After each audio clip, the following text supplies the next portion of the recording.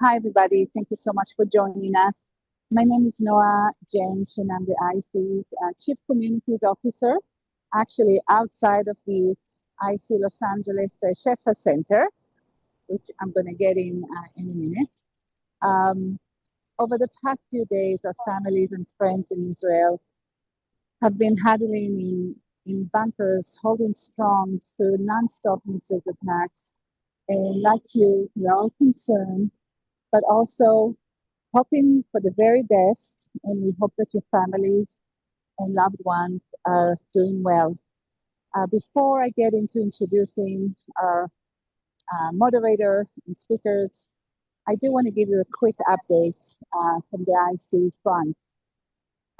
We've realized, like many of you, that so many Israelis who came to tour the United States for different reasons, almost news are saying about 100,000 of Israelis who are stuck in America right now, have reached out to us in need of support and accommodations. And within days, we started an operation called Achim Me'ever Layam, brothers and sisters across the ocean. And we are overwhelmed with nearly 400 volunteers who opened their homes and offer to host Israelis who um, um, need to have a home to be until the flights are coming back. Um, and that was led by our amazing ISIG Vanim program leaders, alumni, who took over this project and every day getting a list and connecting needs with people who are willing to help. I think so far we helped nearly for 200 people. And we were surprised to get also requests from Europe and other places. And we were able to connect them with the Israeli American and Jewish American communities in Europe. And recently, we've been getting requests from Americans who are stuck in Israel. And that's also a beautiful place where we can help bring in communities to communities and help each other. Kol Israel Arabim Zeh Lezeh. So I want to thank everyone involved, and I thought that's good news to share, especially in these days. So the special briefing today follows Operation Rising Lion, Israel's bold and wide-ranging strike on Iran's military and nuclear assets. The world is watching, and today we deepen our understanding. Before we begin, I'm so honored to introduce Amir Hadar. For those who haven't met him yet, Amir is a dedicated member of our New Jersey Council and is a lifelong entrepreneur, philanthropist, and recognized leader in the hearing healthcare medical device industry.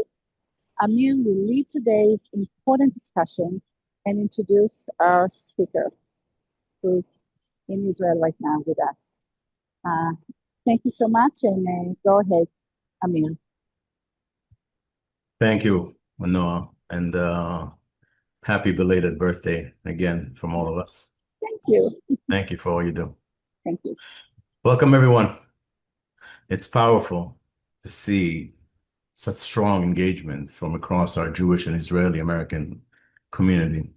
I want to thank our national board members, the ones that could be with us today, our local council members for joining us. Your presence and your leadership mean a great deal today and always.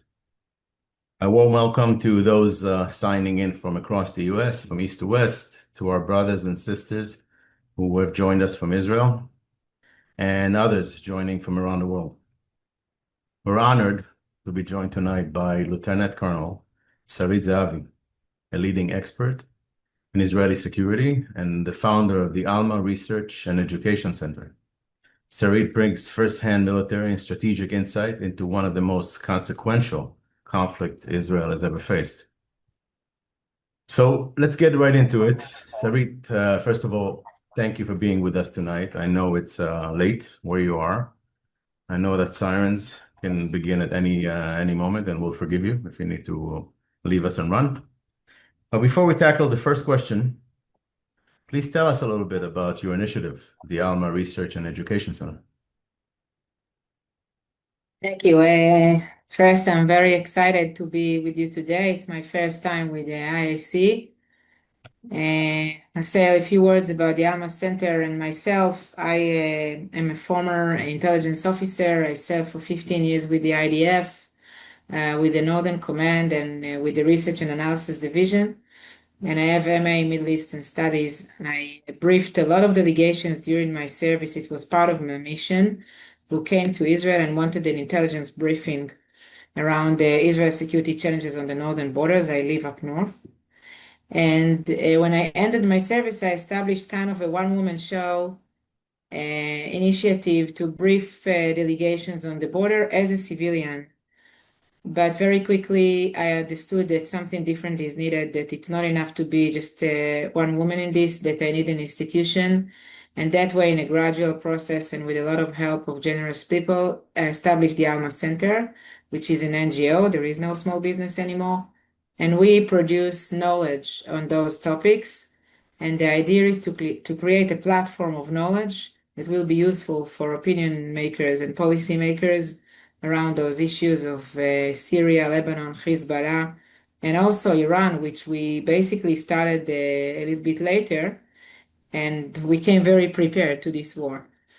The knowledge, since we are ex-intelligence, the knowledge that we produce is very much influenced by the methodology that we learned in intelligence, but we are doing that from open source information, mainly from Arabic and a little bit from Persian. And that way we published a lot of information that nobody else did.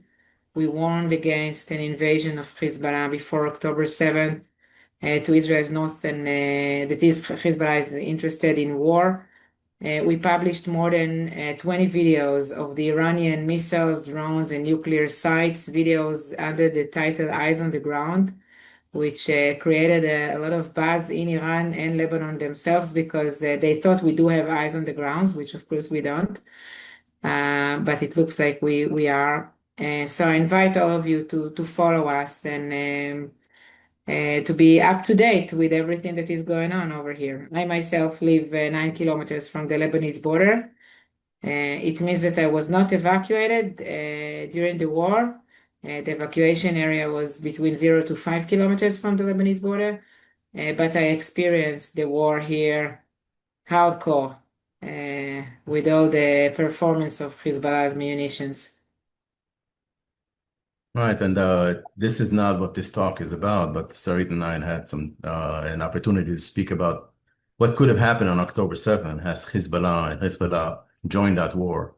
All of us shudder at that thought, and I believe that you can get a lot more information through Sarit's initiative. But we are here to talk today about Iran, and Sarit, I'm going to ask you some questions that are going to have a couple of segments to them. So please just wait until the end of the question before you answer. Also, some of the questions that I have down for you, you may answer by virtue of basically virtually answering one and not the other. So I may have to jump around with my questions, and in that case, please forgive me.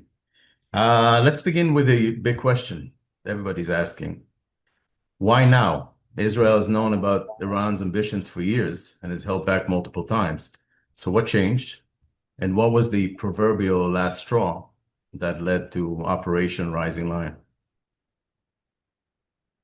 I can tell you that it was clear here in Israel that after the elimination of Hezbollah as a strategic threat to the state of Israel, this is the opportunity to move forward to deal with the nuclear issue of Iran.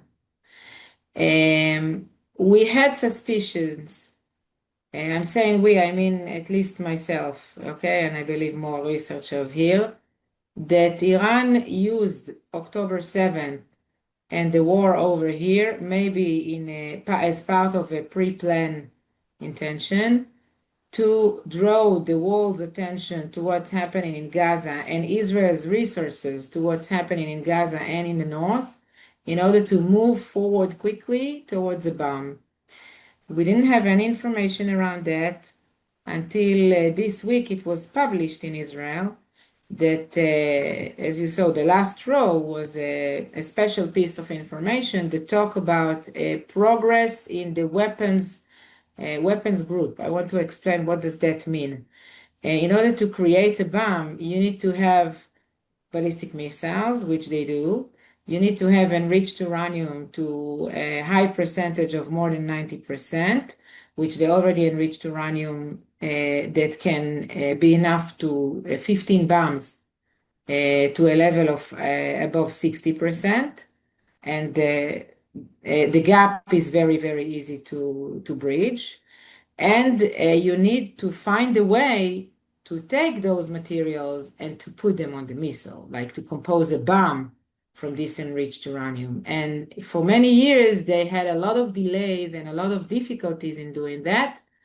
And there were a lot of different evaluations whether there is any progress with this weapons group that was supposed to create the bomb out of the enriched uranium.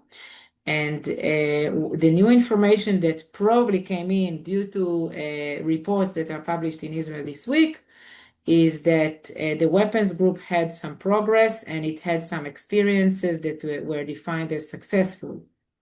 And this was the last row to decide to attack. It was published that Netanyahu, Prime Minister Netanyahu, wanted to do it in April, and then President Trump wanted to give an ultimatum of 60 days and to see whether diplomacy can win in this. And of course, it failed, and we ended up in the current situation. So this operation has been called nothing short of brilliant. What made it different than any other Israeli military effort to date? And were there new technologies or tactics that signal a shift in Israel's strategic approach going forward? Yes, what's phenomenal in the current operation is the capability to coordinate between so many different operational players of the state of Israel in so many different places in Israel and outside of Israel, and non-Israeli players, probably Americans, at the same time for the same mission. Because even though the United States is not involved offensively for now, it is involved defensively. It means that we had a presence of Mossad in Iran, not only for intelligence gathering as we're used to, but also for operational purposes of attack. At the same time that you had 200 Israeli jets in the air flying to a distance of 1,500 kilometers to target more than 150 targets. This is in the first 24 hours. So the fact that we can handle all of that and at the same time create an envelope of defense to the Israelis, this is phenomenal. And to target different targets by different means, because the targets that were attacked, like when you attack a scientist or you attack a missile base, underground missile base, or you attack any institution of the government in Tehran, each of these demands different kind of bombs, different kind of attacks, sometimes different kind of jets or drones or other capabilities. And all of that happened at the same time. And I think this completely overwhelmed the Iranians, which not only didn't imagine the operational capability, but also didn't imagine the intelligence infiltration that we had to their system, knowing that intimately where their military leadership is, who are their nuclear scientists, and how exactly to reach to so many different places that I don't think they imagined that. And we're going to touch on their mindset, what must be their mindset a little bit later in this, but let's touch for a second on the Hezbollah and Syria factor. If we were having this conversation a year ago, no one would have believed that Hezbollah would be sidelined, Assad would be gone, Israel would be controlling, and I'm saying it, I still can't believe what I'm saying, would be controlling the airspace over Iran. How did that unfold? Are there still any concerns about Lebanon and Syria? I think I can answer my own question. And more importantly, if Israel succeeds here, and we're going to define success. What's your vision of a new Middle East, expansion of the Abraham Accords, a shift in regional power, etc.? Okay, this is a long question with a very long answer. I'll start with Syria and Lebanon, which again, it's two different answers. Right. Look, let's start with Lebanon. There is capability in Hezbollah to launch rockets by a decision tomorrow. There is a capability of Hezbollah to launch, I don't know, 2, maybe even 10 terrorists to the border to threaten Israeli communities at the border tomorrow. The question is whether there is intention. And I think Hezbollah is doing everything it can not to get to this situation. They may decide eventually, I'm not trying to get into their heads, but they are not interested in that because they have a mission now. And the mission of Hezbollah, the first priority, is to rebuild their power, to recover the damages, the huge damages that were caused to the infrastructures, the leadership, the military capabilities of Hezbollah in the current war. It was not neutralized. It was not eliminated. It just had a huge blow, and the fact that the leadership and the field commanders were all killed is making it very hard for Hezbollah to be interested in joining in. If they will have no other choice, they may do it. I cannot promise that they will not do it. But for now, the statements that are coming out of Lebanon, when you look at Hezbollah, they are saying Iran is on its own. It's not our war, which is truly unbelievable. When you look at the Lebanese government, it is saying it is not our war and beware Hezbollah not to make it our war. So this is with regard to Lebanon. And by the way, Israel is prepared for a scenario that Hezbollah will decide to get involved. Okay, I'm saying that as a resident of the North, I see what's happening here. We are prepared for that. We know that we may pay a price. We understand that, but we are prepared for that. As for Syria, Syria is a very different story because the Shiite axis led by Iran, by the way, I'm saying Shiite axis, but it is clear that in the Shiite axis, you have members that are Christians like Venezuela, and you have members that are Sunnis like Hamas, okay? But I didn't find any good way to define this axis. So the Shiite axis led by Iran has collapsed, and it had collapsed before the current campaign in Iran.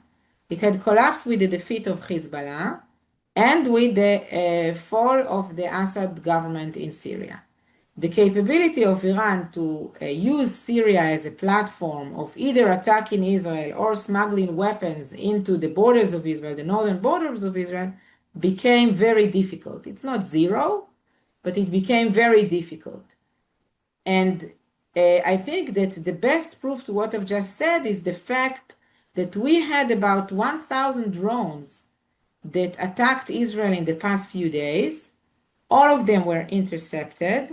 None of them were launched from neither Lebanon, Syria, and Iraq, as far as we know, only from Iran. Right. And this is, again, it's if this is true, and this is what we know, this is truly amazing. Now, you ask about Abraham Accords.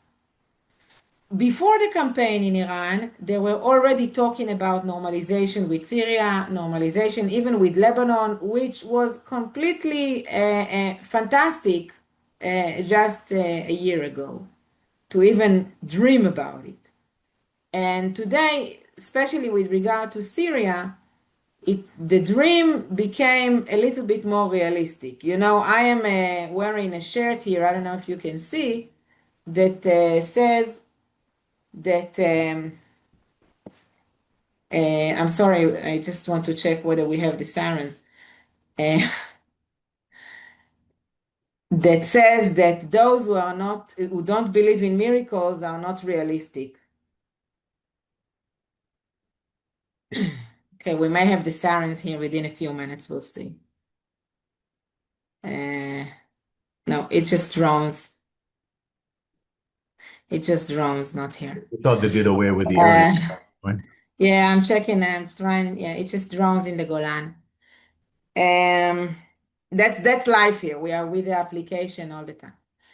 So yes, Ben Gurion said that. That's correct. That's the picture of Ben Gurion on my shirt. Right. Those who don't believe in miracles are not realistic. Um, I want to believe in miracles that maybe we will have normalization with Syria, even though I truly believe that the new leader of Syria is a problem because he is the leader of Al Qaeda in Syria and he is still holding a radical Sunni interpretation of Islam, and he is a terrorist. And in order to convince me that this terrorist became a peace seeker, he needs to build the trust in a very decisive way. And wearing a tie and talking nicely, this is not enough. I think that we should, if somebody is reaching his hand to peace, we should shake back the reached hand, but at the same time, we should be very careful and make sure that this guy is not getting any Western weapon that can threaten strategically the state of Israel, whether from America or from Turkey or I don't know who. We should make sure that he doesn't have any capability to threaten us, because if he will decide to do that and he will have the capability, we will miss the old munition of and the Iranian and Russian munition of Hezbollah in Lebanon. So this is what I have to say around what you mentioned with the Abraham Accords. I know he's tough to trust, and I know, but we're all, Israel is also keeping a watchful eye over anything that's happening in Syria right now. But let's keep our focus and our attention on Iran. So going back to the Iranian capabilities, trying to zoom in on that. How much of the threat do you think remains, and what do we know about the remaining missile capability or capacity, and the extent of damage that's already happened to Iran's both missile capability and its remaining nuclear infrastructure? How far are we into this game? So there is very little information, and yet I will try to share with you what we already have. Due to the IDF spokesperson, Israel eliminated about half of the launchers, which is very important because even if they still have, I don't know, let's say 50% of the missiles, which is around 1,500 or a few hundreds of missiles, if they don't have the launchers, clearly they cannot launch. More than half of the launchers were destroyed. We see this with the decline of the launchings. The war started with 100 missiles launched in one barrage, and now we are talking about 3 missiles in one barrage. This Very is a huge sporadic. 5, 10, 3. A completely different reality here. I can tell you that in the past day, we didn't have the sirens, at least in the north. I know there was one siren in Tel Aviv today. So, and we had the Home Front Command published some reliefs in all the instructions and the curfew that we have here, some kind of curfew that we have here since the war started. We don't have schools, we don't go to work. Most businesses are closed. From tomorrow evening, we will be able to open all businesses that have bomb shelters, and children will still not go to school, but this is very good news. And we'll be able to gather about 30 to 50 people, it depends, in the area. That's very good news. These reliefs are very good news. And again, we see the success with the amount of launchings and the amount of missiles. This is with regard to the ballistic missiles. The issue of the nuclear achievement is a little bit different, and I think this is tricky. First, all those infrastructures are based on the ground, in the mountains, in isolated areas, a few tens of miles from a big town where they used to have aerial defense systems that were supposed to protect those sites. It's the same structure in all sites. What Israel had done in the opening strike is to eliminate what's left of the aerial defense system of Iran and basically created a situation of open sky to Israel Air Force in Iran. So in this enabled us to create constant attacks against those underground infrastructures. But it's a long way to peel or to dig in the mountain and to actually eliminate everything that is beneath. Just in Fordo, by the way. Sorry So to I'm cut. getting to that. It is believed that we have a success in Isfahan, which was used for development, mainly development of those nuclear infrastructures, and Natanz, which was used for the arrangement of the uranium. Fordo, which was also used for the weapons groups, is a problem because it's a site that is 80 meters deep in the mountain. And we understand that it will take a long time to peel it, or we need different kind of bombs that we don't have. Now, why am I saying this is tricky? Because to my understanding, we are not surprised. We knew that this is the case. We knew that we don't know whether United States will decide to join us or not, and yet we went to this operation. So how did we plan to solve this? To my understanding, and reading between the lines of what my leadership is saying, I think that this is the reason why you see that many attacks against the military leadership of Iran, against the structures and institutions, infrastructures and institutions of the Islamic Republic regime, in order to actually undermine the very stability of the Islamic Republic. And that way put the pressure on the Islamic Republic either to be very confused and to be, to not to be capable of attack Americans if Americans will get involved, or in order to get an agreement, which I hardly believe we will get an agreement, but this is still on the table, to get an agreement that is comfortable for Israel. If you had to say, or at least from your vantage point, right, or anything that you've heard from your surroundings, what surprised you the most about this attack on either side, on our side? And you've touched on that a little bit with respect to the minimal amount of missiles that are hitting Israel over the past few days versus the certain carnage we saw over the first few days. But from your vantage point again, what was surprising to you about the attack from the Israeli vantage point and what you see on the Iranian side?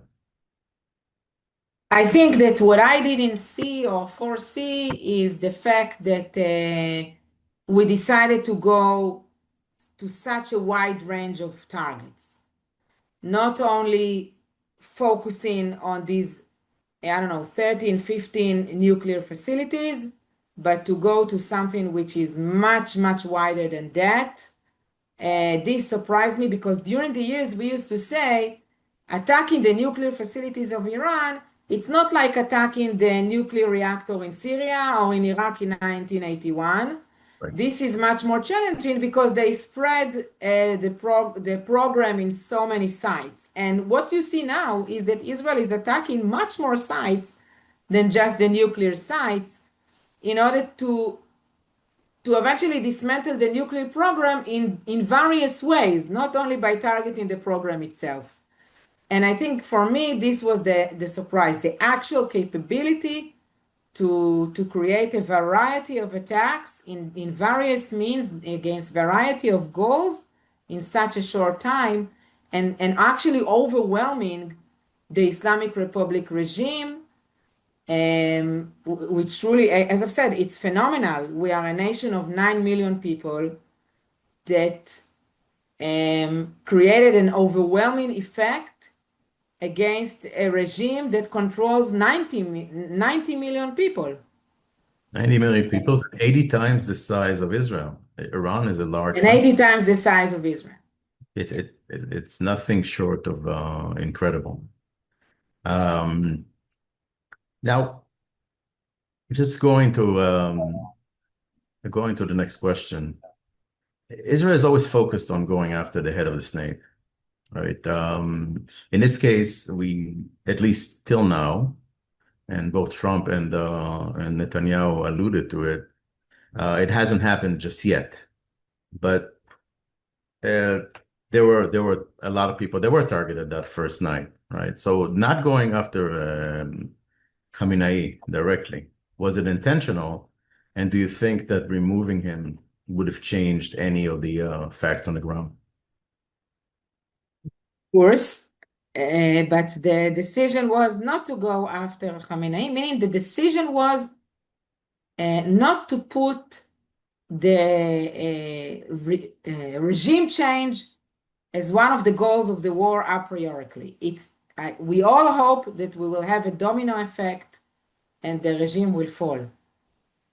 But I don't think that the regime a priori was the target. What was attacked is the military leadership. We killed two heads of armies. Iran has two armies, the Iranian army and the IRGC, and we killed them both. And then they nominated another one and we killed him as well. So we actually killed three. On top of them, we killed 20 more commanders, senior commanders, most of them of the IRGC, which is the senior army out of the two. And we killed 9 nuclear scientists, and we also targeted like the TV, which was used also for military purposes. The building of the Iranian TV used also for military purposes of the IRGC. There are now cyber attacks against different infrastructures in Iran, including one of the banks. I'm not sure who is attacking the cyber attacks, but all of that is in order to create a circle or an envelope around the main target, which is neutralizing the nuclear facilities. Now, if you create a huge weakness of the Islamic Republic, you either get a better agreement, which again, I don't think this is the probable scenario. We're going to talk about diplomacy Yeah, exactly. In a moment. Or you get the help of United States, because there are less risks for United States in this kind of scenario, to get involved and finish the job with the bombs that are so much needed. You know, in terms of the people that are already eliminated, we have a saying in Hebrew that everybody here would probably concur. It's Ken Yirbu, right? But let's move on to that's in both the actual individuals we've eliminated as well as the targets. But let's talk a little bit about global stakes and diplomacy. So let's talk about what could bring this war to an end. I don't think anybody wants it to end too quickly at this point, especially when we have the upper hand. But we're hearing rumors about the supreme leader's health, right? Khamenei's health. He's got nobody to speak to at this point. Iran's regime is a proud one. It rarely admits defeat. What do you think ends this war? And would the U.S. need to be directly involved to truly dismantle, and we touched on that a little bit, to truly dismantle the nuclear war, the program? So it's a two-part program. What brings this war to an end? And does the U.S. really need to get involved in order to finish the job? So, look, I've been hearing many Israeli analysts that are saying that Khamenei is pragmatic and that Khamenei will not sacrifice Iran or the Islamic Republic for nothing.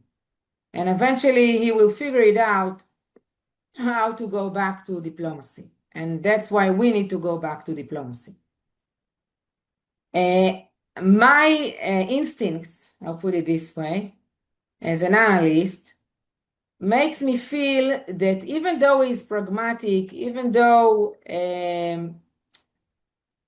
he will not compromise on the uranium enrichment, which this is the current demand, and he may miss the point that everything that is happening will become irreversible, and either United States will make the decision to attack or the Iranian people will overthrow the government. I am not sure that he's capable, I'm not sure that anybody is capable of identifying the critical point that eventually will bring to the overthrow of the regime. That's the weakness. That's the main weakness that I identify in the current situation with regard to Iran. And I hope, I don't know when United States or whether United States will decide to join, but I see 3 scenarios that could be game over, okay, for Israel. Yeah, I mean, for the nuclear program and for the wanted achievement or the needed achievement by the state of Israel. One is, as we said, with diplomacy, signing an agreement that will meet the needs of security. By the way, not only Israel's security, global security. We are doing the world a favor with what we had done now, the attack against Iran. Right. What kind of needs? Iran can no longer enrich uranium. Iran lied about its nuclear project for 25 years. It was proven not only by Israeli intelligence. That's it. It's no time for playing games anymore. It will not have a nuclear program anymore. That's one option. As I've said, I don't think that Iran will ever do that because it was humiliated, because for them it's a matter of pride to preserve this program. I don't see how this will happen. The second option is that President Trump will decide to send its B-52 to blow up Bordeaux and save a lot of time and suffering for Israelis and for Iranians. And that way we'll say, okay, let's end the war. I got what you wanted. Enough is enough. And the third option is that the Iranian people will overthrow this government. By the way, this can happen at any point of time. It can happen also after the first two scenarios. This is very tricky. I can say that as a former intelligence officer, I can't remember when intelligence actually predicted a popular revolution. Public opinion is the most challenging to predict. The situation inside Iran now is that there is no internet. There is no internet in Iran. So on the one hand, it shatters the capability of those who are against the government to communicate, but on the other hand, it shatters our capability to evaluate what's going on there. Even the Iranian diaspora, it's also having troubles in communicating with those inside Iran. So we have very little information of what's happening inside Iran. Of course, those who shut the internet is the Islamic Republic, is the government. I think two things we can definitely agree on is that none of us know what Trump's going to do next, right? We know what he says. Not even trying. We know what he says, we know what he tweets, but we don't know what will happen there. I think most people on this call would like to see. Even though, Amir, I must say honestly that we should give him the credit in specifically this issue, that he was consistent. He said 60 days, and we attacked in the 61st day. He said that he's not interested in wars, and he's continued to try to solve this diplomatically. I don't know what will happen next. Specifically in this issue, wow, he surprised me that he was consistent. The smoke screen we were able to generate between the US and Israel and the timing were nothing less than amazing. I think everybody will agree on that. Let's just widen the lens a little bit. And this is a difficult question to answer. I'm going to ask you anyway. But do you think that we're edging towards a global war? You know, Russia, China, there have been warnings and there's posturing. If the US does get further involved, are we on the edge of something that's much bigger, do you think? I think that the chance, I cannot promise anything, but the chances for that are lower. Yeah, the chances for that are lower than they used to be because we have proven strength. I don't see President Putin or even China committing suicide, enter into a global war only to protect Iran.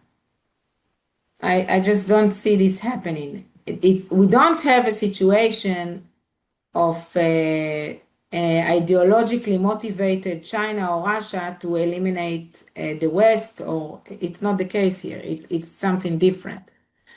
So I don't see this happening in this respect. In a way, we are in a global conflict. Okay, so I want to clarify that. We are in a global conflict because Iran is using Russian and Chinese technologies and munitions. I'll give you a small example from my neighborhood.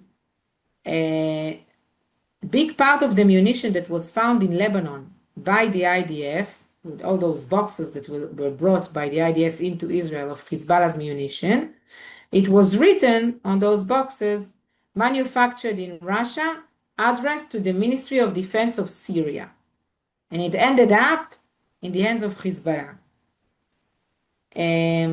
So in a way, we are already in a global conflict, but between conflict to war, there is a gap. And as much as we will show strength, the chances that we will deteriorate for war are smaller.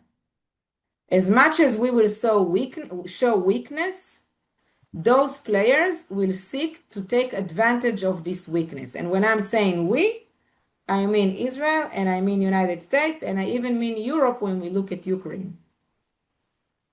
Well, it's been said not once, and it's been said forever, that in that neighborhood, in that region of the world, strength is really what speaks volumes. And I think recent history has truly demonstrated that.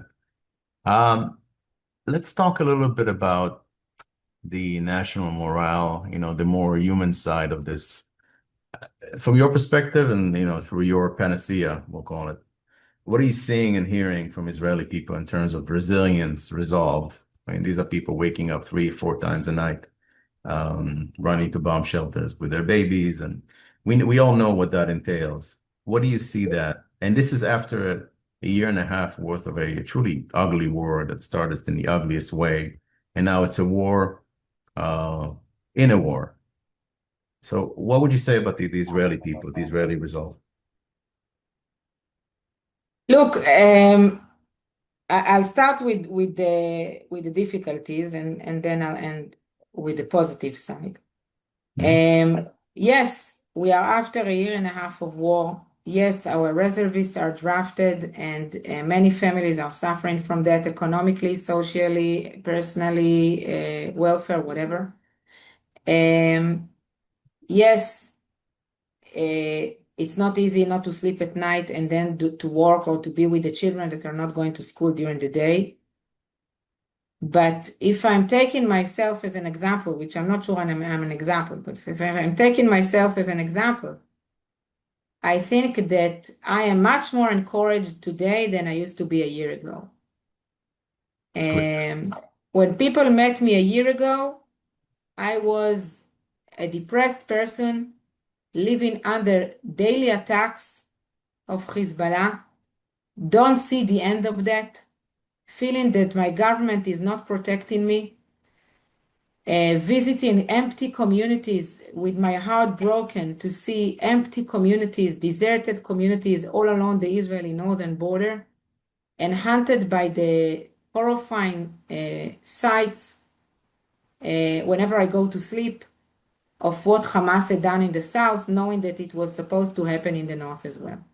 This was the mental situation that I experienced a year ago, actually until the ceasefire with Hezbollah, when I started to understand that the strategic situation changed, and afterwards Damascus fell, it also contributed to that.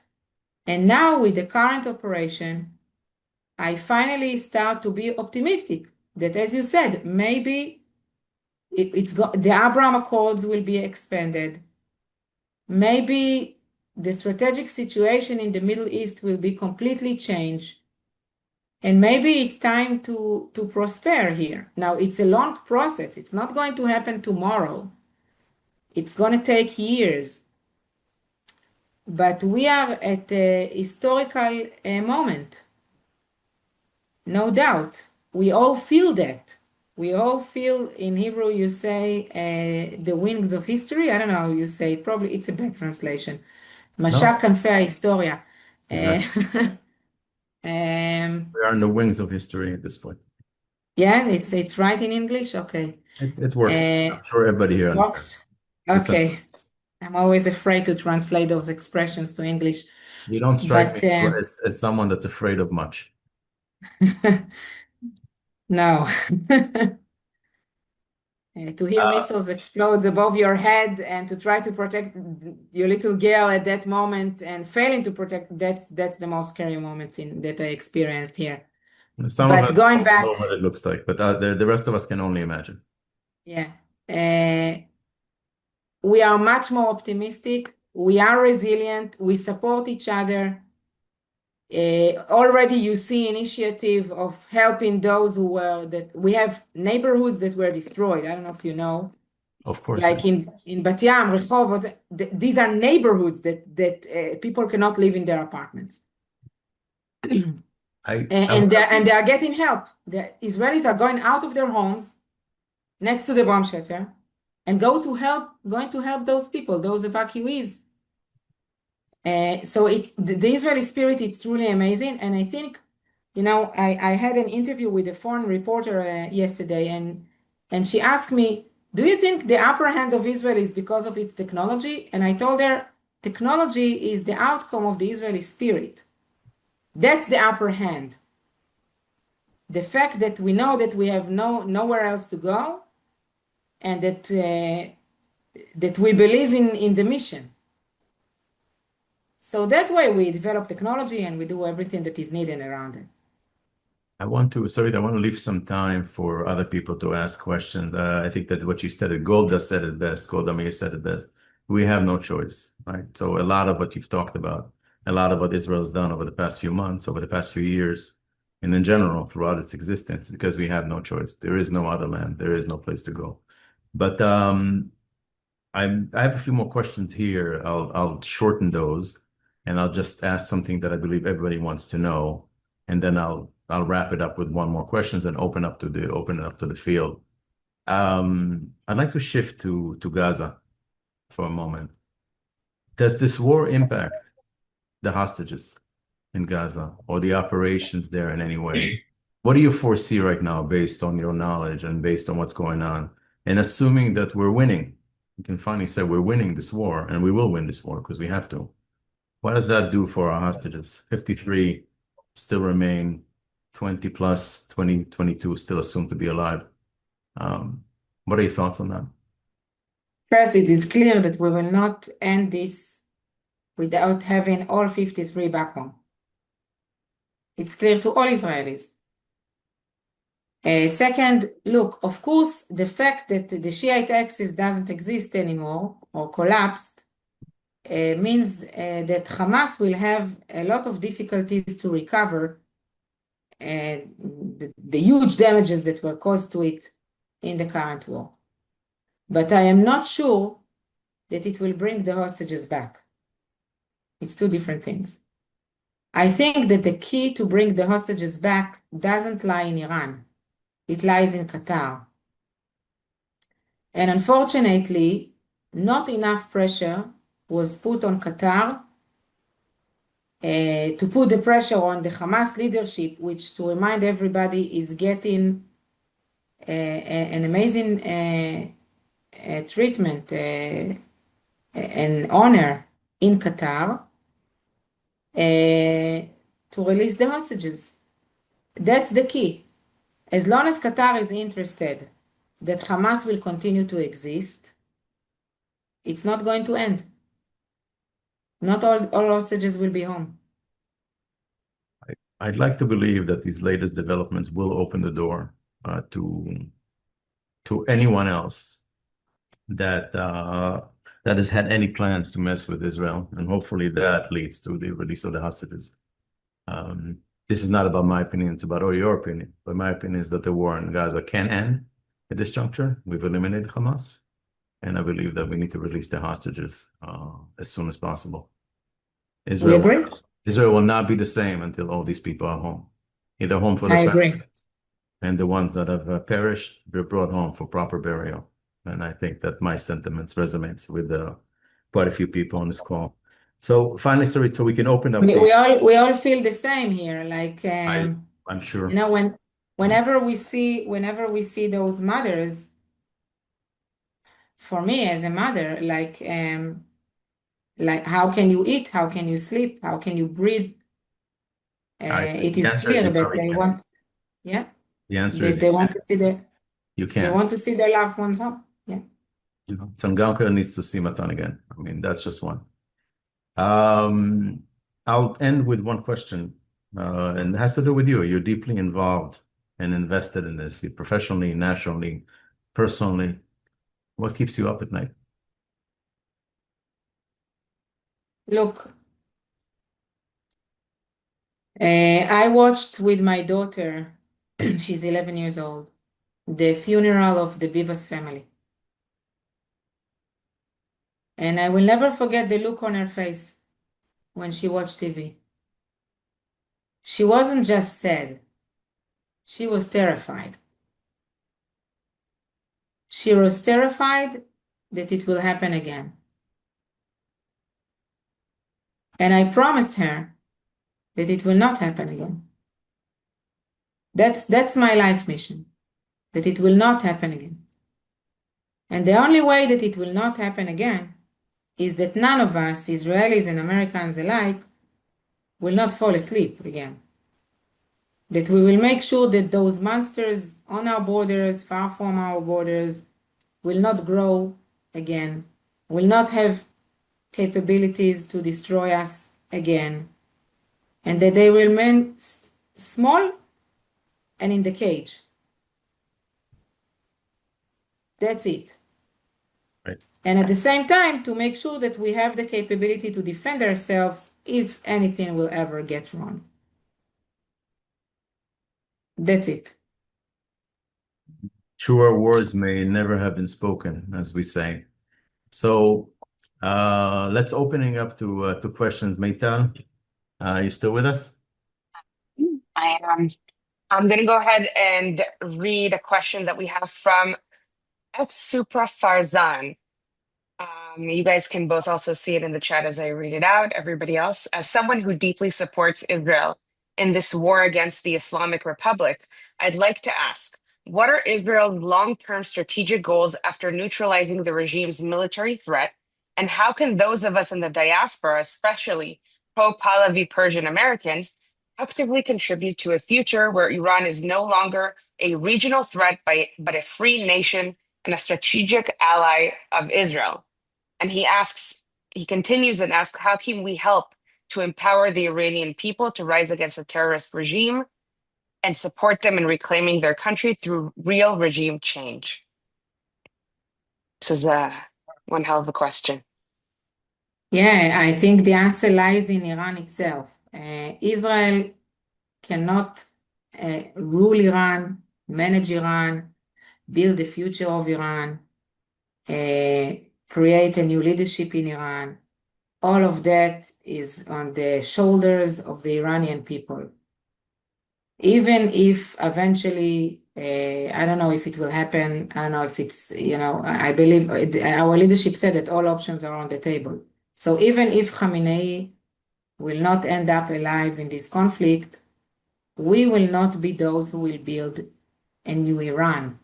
It is in the hands of the Iranians, those who are in Iran and those who are in the diaspora. You will have to join forces to rebuild your country. And we will support you by any way you want, but we will not do it instead of you. We cannot do it instead of you. Thank you. We have also a question from Inbar Malevsky. She wrote, Iran threatened today that if the US gets involved, they will unleash Hezbollah. As Israel's attack on Iran got postponed also because of the leaked Israel strike plan by the CIA analyst who got sentenced last week. I can't answer about the CIA because I don't know exactly what you're talking about. As for Hezbollah, I saw this publication. As I've said, we cannot overrule this option. It may try, and we are prepared for this scenario. We will deal with it. I think Hezbollah knows very clearly, and the new leader, Naim Qassem, knows very well that if Hezbollah will get involved, his life are at risk, and the life of the new leadership are at risk, and it will create a much weaker Hezbollah than it is which is already very weak. They know, Hezbollah knows the risks of getting involved, and Israel is prepared for take the price if Hezbollah will decide to get involved. Thank you. I'm going to go ahead and ask one last question before we close it off. Noah actually asked, Noah Perijansh, isn't Qatar control also Iran? Is there any front that we need to address with Qatar while we are in it to win it? I'm not sure I heard you well enough. Did you mean is Qatar controls Iran? No. This was the question? The question is, Noah, you can also unmute yourself. Just a second. Okay, There you unmute. are. Well, we were talking about the hostages and that it's up to Qatar. So is there anything while we are in it to win it and we are so determined to do something more? And yes, and I was also thinking, maybe it's wrong, that Qatar was more of a control of Iran, or at least funnels or helps out.